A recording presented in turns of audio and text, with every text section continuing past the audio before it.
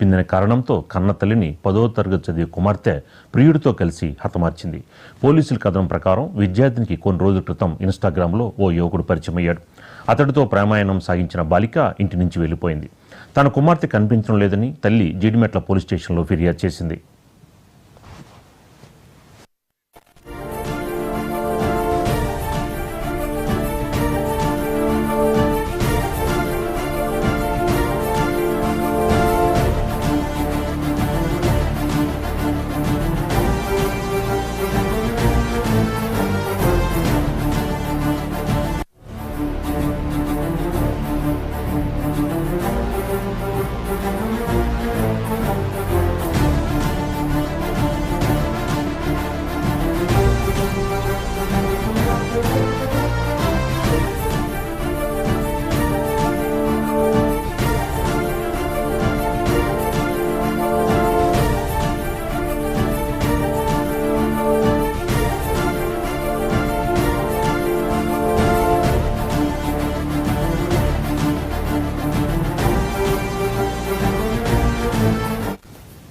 పోలీసులు దర్యాప్తు చేస్తున్న క్రమంలో గత రాత్రి ప్రియుడితో కలిసి బాలిక ఇంటికి వచ్చింది. నిద్రిస్తున్న తల్లి అంజమ్మ గొంతు నులిమి కర్రలతో తలపై కొట్టి చంపేసింది. ప్రియుడు అతడి తమ్ముడితో కలిసి బాలిక ఈ దారుణానికి పాల్పడినట్లు పోలీసులు తెలిపారు. ఘటన అనంతరం నిందితులు అక్కడి నుంచి పరారయ్యారు. స్థానికుల సమాచారంతో ఘటనాస్థలికి చేరుకున్న పోలీసులు కేసు నమోదు చేసుకుని దర్యాప్తు చేస్తున్నారు. మృతదేహాన్ని పోస్టుమార్టం నిమిత్తం గాంధీ ఆసుపత్రికి తరలించారు. ప్రస్తుతం బాలికని పోలీసులు అదుపులోకి తీసుకుని విచారిస్తున్నారు.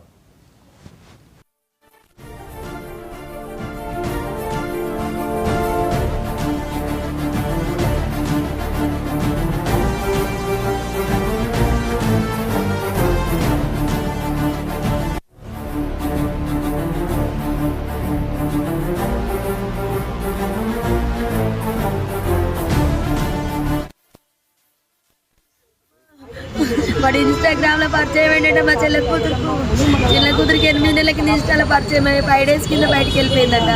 బయటకు వెళ్ళిపోతే పిఎస్లో కంప్లైంట్ ఇచ్చింది.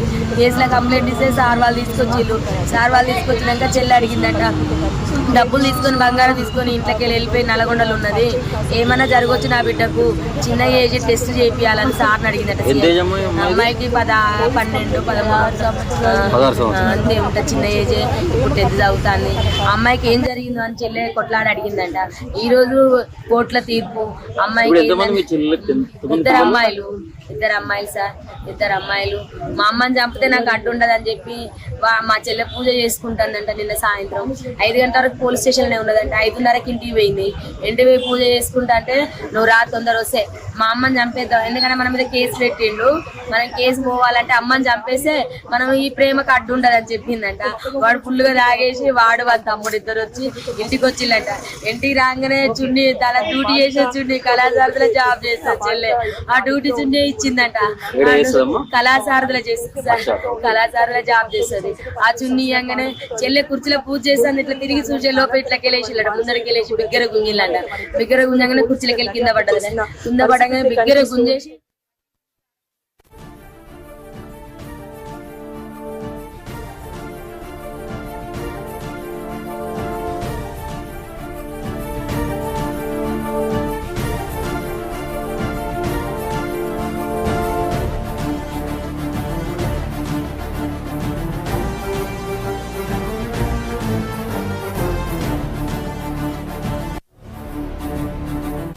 జీడిమెట్ల పోలీస్ స్టేషన్ పరిధిలో అర్ధరాత్రి హత్య జరిగింది.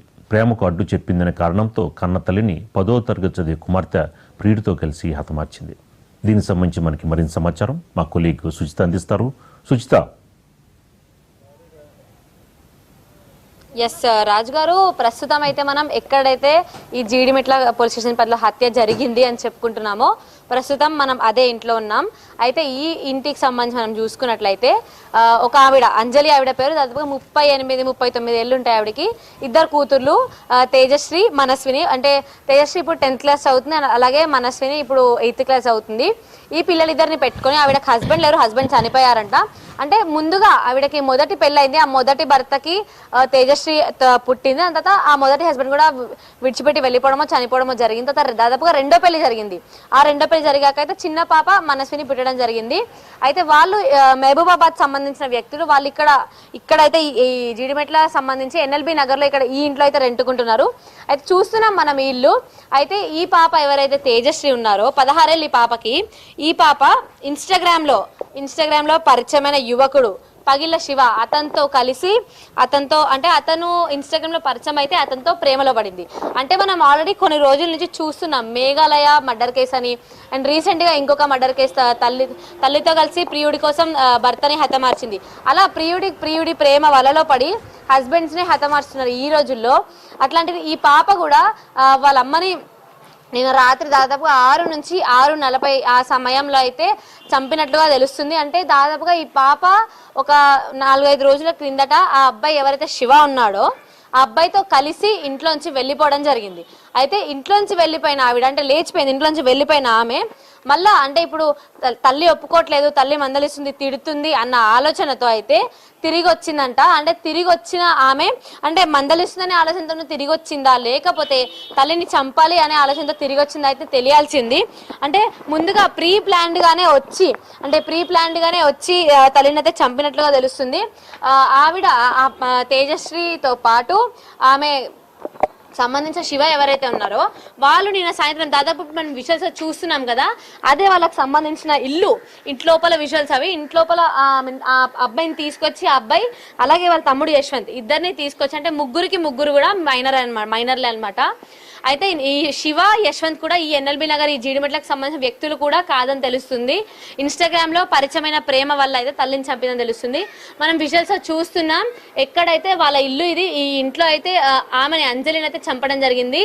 అంటే ముందుగా నిన్న సాయంత్రం కూడా వాళ్ళు ఏదో వంట చేసుకొని తిని దాని తర్వాత ప్రశాంతంగా కూడా పూజ చేసుకున్న తర్వాత దాదాపుగా 6ంటికి ఆ సమయంలో అయితే ఎదురింటి వాళ్ళు కానీ స్థానికులు కానీ చూసిన దాని ప్రకారం అలాగే ఇక్కడ ఎదురింట్లోనే సీసీటీవీ ఆధారంగానైతే 6ంటికి ఆ సమయంలో అయితే లోపలికి ఆ శివ యశ్వంత్ అలాగే ఆ పాప ఎవరైతే తేజశ్రీ ఉన్నారో వాళ్ళు ముగ్గురు లోపలికి రావడం జరిగిందంట. అంటే వచ్చిన వీళ్ళు అయితే ఉన్నారో వచ్చిన తర్వాత అంటే వాళ్ళు ఇద్దరు లోపలే ఉన్నారు. ఆ మగపిల్లలు ఇద్దరు ఆ ఆడపిల్ల తేజశ్రీ ఉంది కదా లోపలికి బయటికి తిరుగుతూ వస్తుందంట. అంటే సీసీటీవీ ఫుటేజ్ ఆధారంగా తెలిసిన విషయాలు ఇవి.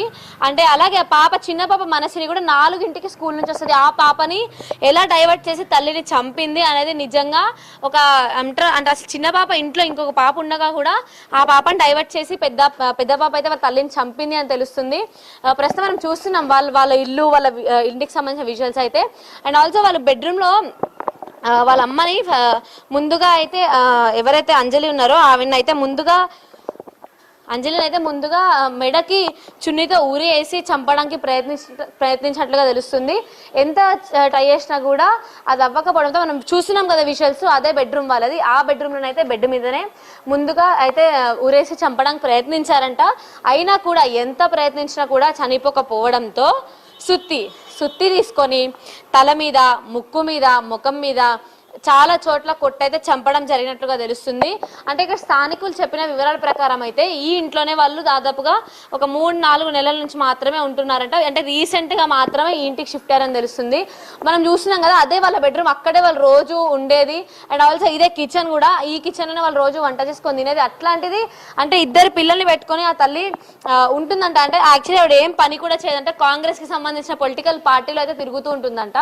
అయితే ఈ కిచెన్ లో వాళ్ళు రోజు వంట చేసుకుంటూ ఉంటారు అదే ఇంట్లో. అంటే ముగ్గురే కాబట్టి ఒక కిచెన్, ఒక హాల్, అంటే ఒక సింగిల్ బెడ్రూమ్ ఇల్లు ఇది. అంటే వెనక ఇంకా పోర్షన్స్ ఉన్నాయి కానీ ఈ ముందు పోర్షన్ లో మాత్రమే వాళ్ళైతే నివాసం ఉంటున్నట్లుగా తెలుస్తుంది. ఈ ఇంట్లోనే వాళ్ళు ఉండేవాళ్ళు.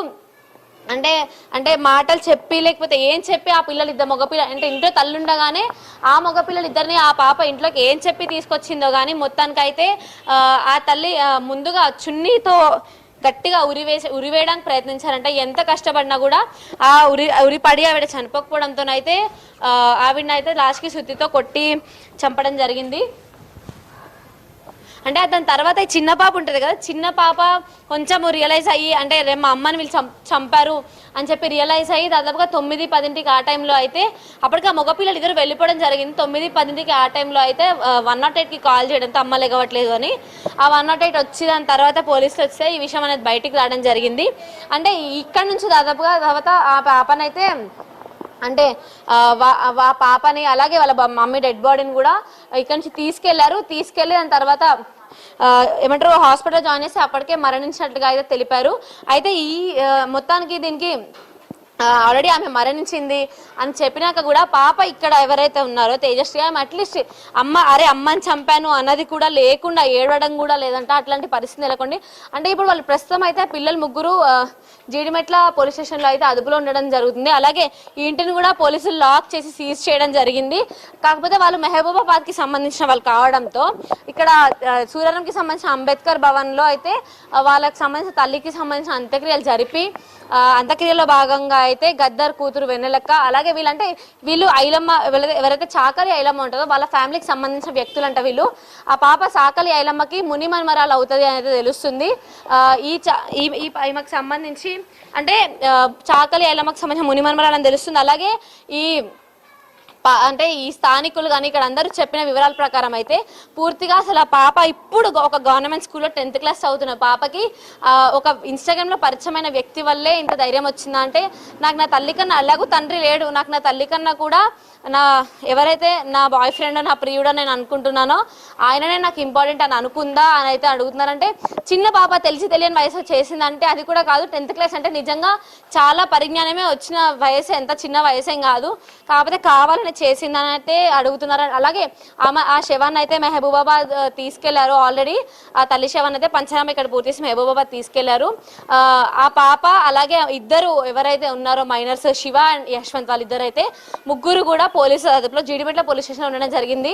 వాళ్ళకి అట్లీస్ట్ ఒక హత్య చేశాము అన్న భయం కూడా లేదు. కాకపోతే వాళ్ళకైతే కౌన్సిలింగ్ అనేది ఇప్పించి బాలలకు సంబంధించిన జైలు ఏదైతే ఉంటుందో అక్కడికి పంపించి వాళ్ళకి చదువు చెప్పిస్తూ అక్కడ జైల్లో ఉంచడం అయితే జరుగుతుందని తెలుస్తుంది.